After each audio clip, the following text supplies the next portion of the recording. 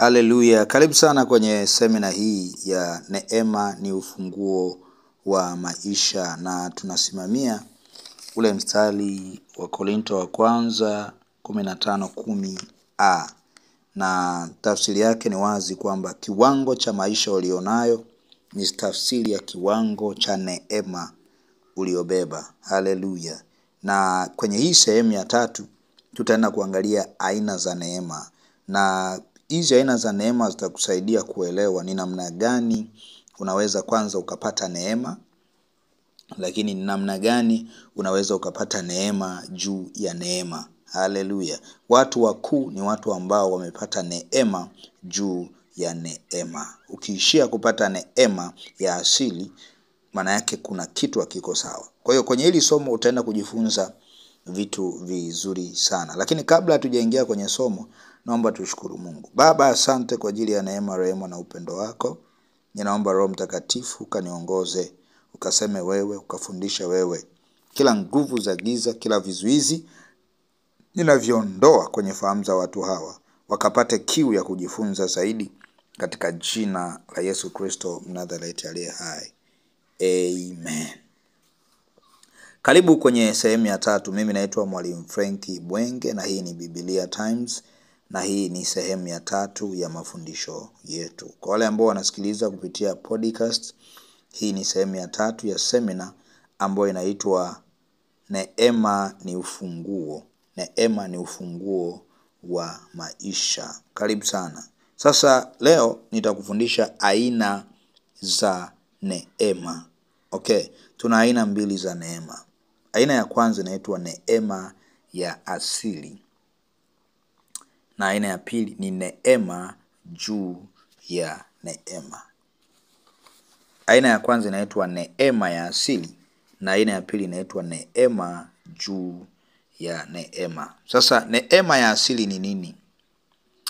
Hii ni neema ambayo inapatikana kupitia imani. Yoyote ambaye anaamini kuwa Yesu alikufa na kufufuka. Haleluya. Yesu alikufa na kufufuka.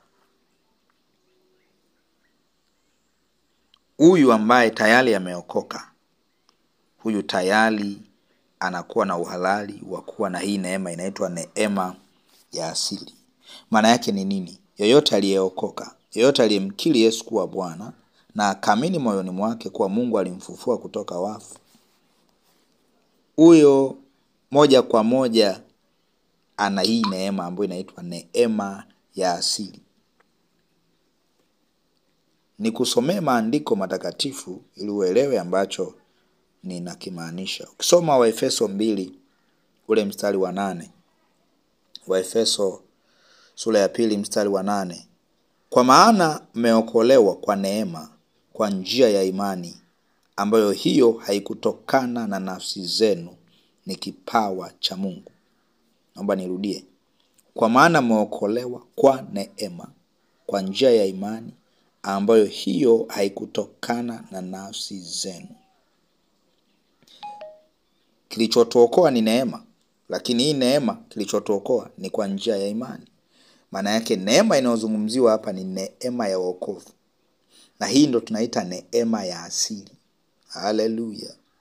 Hii ndo neema inayojenga foundation, inayojenga msingi kwenye maisha ya mwanadamu yoyote. Ndio maana mtu yoyote ambaye hajaokoka bado hajaanza kuishi maisha, kwa sababu neema ni ufunguo wa maisha.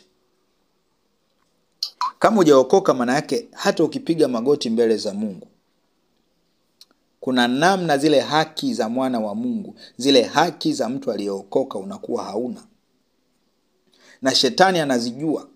Kwa hiyo kila utakapopiga magoti, shetani ataenda mbele za Mungu, atamwambia hapana, huyu mtu hana neema fulani. Kwa sababu wewe, nikwambie, neema haipingwi. Yaani shetani akishaona mtu ana neema, hawezi akamfanya lolote, atafanya kila njia. Ndio maana nikamwambia neema hailogeki. Sasa mtu ambaye hajaokoka, maana yake bado hajaanza maisha. Bado hajaanza maisha. Lazima mtu yoyote ambaye anataka kuishi chini ya hii neema awe ameokoka. Na mtu yoyote ambaye hajaokoka, maana yake still anakuwa bado hajakizi vigezo vya kuwa mnufaika wa hii neema ya asili. Why? Kwa sababu hii neema ukiangalia kwenye Agano la Kale haikuwepo. Haleluya, haikuwepo. Nimefundisha, si ndio? I hope mlinielewa. So inaitwa neema ya asili ambayo inapatikana kupitia uokovu, kupitia kazi ya msalaba. Hii ndo neema ambayo huwa inazaa neema zingine. Hii ni neema ambayo ni mtaji wa neema zingine. Na kwa sababu Mungu huwa anaipanda ndani kama mbegu, huwa anategemea izae. Wakristo wengi wameshindwa kuizalisha. Wameishia kuokoka, wakapokea neema hii ya asili, hawakujua namna wanaweza kuactivate hii neema. Na nitakuonyesha maandiko ili twende sawa. Twende tukasome Mathayo 25. Mathayo 25 14 hadi 30. 14 hadi 30. I hope umefika hiyo sehemu. Hatutasoma sana. Mathayo 25 14 hadi 30. Maandiko yanasema, maana ni mfano wa mtu atakaye kusafiri, aliwaita watumwa wake, akasema kwao, akaweka kwao mali zake. Hii ni neema sasa ambayo inapandwa pale tunapookoka, okay? Akampa mmoja talanta 5, tuchukulie neema 5, na mmoja talanta 2, neema 2, na mmoja talanta 1, neema 1. Kila mtu kwa kadri ya uwezo wake akasafiri. Maana yake walipewa sawa wote, kwa sababu walipewa kadri ya uwezo wao. Mara yule aliyepokea talanta 5 akaenda akafanya biashara nazo, akachuma faida talanta nyingine 5. Vile vile na yule mwenye 2, yeye naye akachuma nyingine 2 faida. Lakini yule aliyepokea 1 alikwenda akafukua chini, akaificha fedha ya bwana wake. Baada ya siku nyingi akaja bwana wa watumwa wale, akafanya hesabu nao. Akaja yule aliyepokea talanta 5, akaleta talanta nyingine 5, akasema, Bwana, uliweka kwangu talanta 5, tazama talanta nyingine 5 nilizopata. Ndivyo ilivyo, kwamba Bwana uliweka kwangu neema kupitia wokovu. Then kupitia hii neema niko hapa sasa. Mstari wa 21. Bwana wake akamwambia, vema, mtumwa mwema na mwaminifu, ulikuwa mwaminifu kwa machache, nitakuweka juu ya mengi, ingia katika furaha ya bwana wako. Akaja na yule aliyepokea talanta 2, akasema, Bwana, uliweka kwangu talanta 2, tazama talanta nyingine 2 nilizopata faida. Bwana wake akamwambia, vema, mtumwa mwema na mwaminifu, ulikuwa mwaminifu kwa machache, nitakuweka juu ya mengi, ingia katika furaha ya bwana wako. Akaja na yule aliyepokea talanta 1, akasema, Bwana, nalitambua ya kuwa wewe u mtu mgumu, wavuna usipopanda, wakusanya usipotawanya. Basi nikaogopa, nikaenda nikaificha talanta yako katika ardhi. Tazama, unayo iliyo yako. Bwana wake akajibu akamwambia, wewe mtumwa mbaya na mlegevu, ulijua ya kuwa navuna nisipopanda na kusanya nisipotawanya. Basi ilikupasa kuiweka fedha yangu kwa watoa riba, nami nikija ningalipata iliyo yangu na faida yake. Haleluya. Ukisoma ya maandiko utaelewa kitu kimoja. Kuna uwezekano kabisa Mungu ameshapanda talanta ndani yako, ambayo ni neema ya asili, ambayo hii inapaswa izae talanta zingine, neema zingine kwenye maisha yako. Na kwa sababu hiyo, kuna mtu anaweza kujiuliza, neema tena inazaa neema? Of course, nitakusomea maandiko na tutaelewana. Haleluya. So lazima ujue kwamba ukishapata wokovu, ile neema ya wokovu, lazima uhakikishe kwamba ile neema unaitumia vyema kuwekeza kwenye maombi. Kwa sababu ngoja nikwambie, mtu ambaye hajaokoka, hata maisha ya maombi ni magumu, hawezi kuomba. Ukishaokoka unapewa uwezesho wa Mungu, ile neema ambayo itakuwezesha kuomba. Lakini kama utakuwa unaomba unajihurumia, unafunga unajihurumia, maana yake ile neema taratibu utaanza kuifisha taratibu. Baadaye utarudi kwenye maisha ya dhambi kabisa, na utarudi tena uokoke. Utaanguka tena utaokoka. Moja ya sababu kwa nini watu wengi wanainuka na kuanguka kwenye wokovu ni kwa sababu wameshindwa kuitumia neema ya asili. Haleluya. Haleluya. Nitakufundisha, wala usiogope. Tunaona wazi hawa jamaa walipewa talanta, lakini tunaona mmoja alipewa 5, mwingine alipewa 2, aliyepewa 1 alifukia. Watu wengi baada ya kuokoka, kwa nini wanarudi tena dhambini? Ameokoka leo, amejitahidi wiki 2, hizo wiki 2 hajasoma neno, hajaomba, hajafanya chochote, anaanguka tena. Why? Neema uliopewa ulitakiwa uitumie kuomba, ulitakiwa uitumie uwezesho ulikuwa umeshapewa, lakini kuchukua hatua. Mungu anataka utayari wa watu. Haleluya. Sasa Mungu akitaka ufanikiwe, mbegu anayopanda inaitwa neema ya asili. Yaani lazima kwanza uokoke. Huo ndo mwanzo wa kila mtu. Huo ndo mwanzo wa maisha yako kufunguka. Lakini lazima ujue, bila neema ya asili huwezi kupata neema zingine. Yes. Bila kuokoka, bila neema ya wokovu huwezi kupata neema nyingine. Haleluya. Hii neema ya asili tunaiita neema ya wokovu pia. Sehemu ya kwanza, hiyo ni aina ya kwanza. Neema ya sehemu ya pili au aina ya pili ya neema inaitwa neema juu ya neema. Hii ni neema ambayo Mungu anazidi kuiweka baada ya kuokoka. Na watu wengi baada ya kuokoka hii neema hawajaipata. Ndio maana bado wako pale pale. Na nitakuelekeza ni namna gani unaweza ukapata neema juu ya neema. Haleluya. Haleluya. Haleluya. Lazima ujue aina ya pili inaitwa neema juu ya neema. Neema juu ya neema uzaliwa na neema ya asili. Yaani uliweza kupata neema juu ya neema ni matokeo ya kuthamini ile neema ya asili. Watu wengi ile neema ya asili hawaithamini.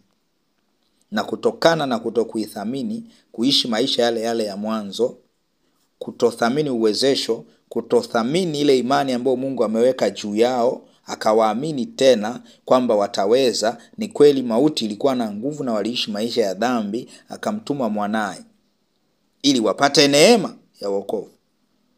Wale ambao wanashindwa kuithamini, maana yake hawaishi maisha ambayo wanapaswa kuishi. Kila neema unayopewa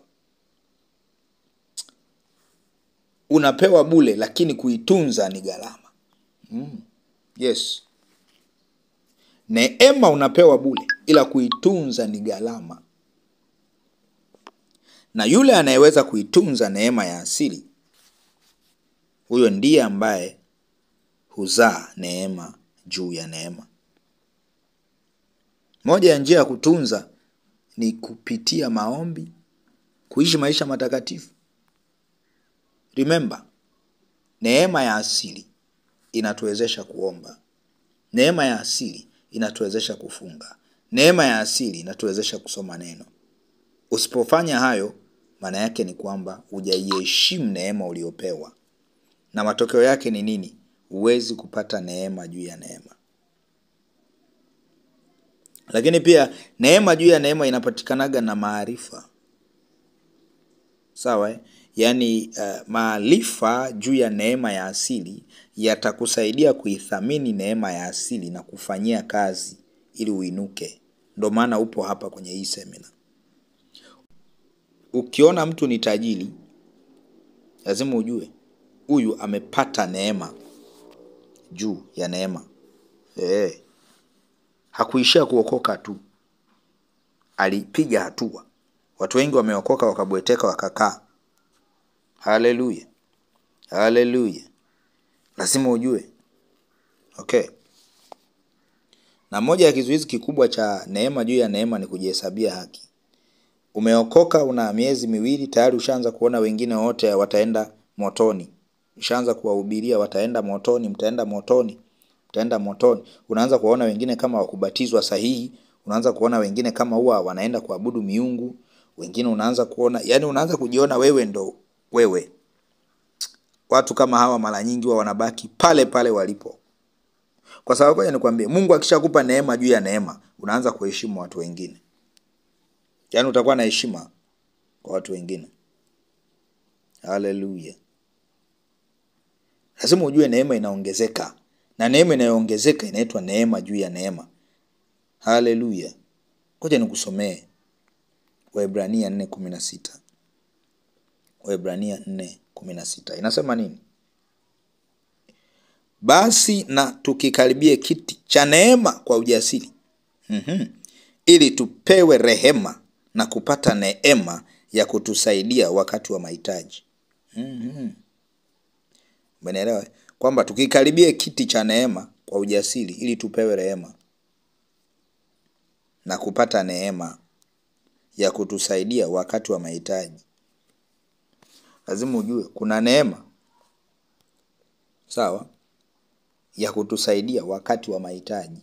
Kuna neema ambayo inatustahilisha kupata rehema. Umeelewa?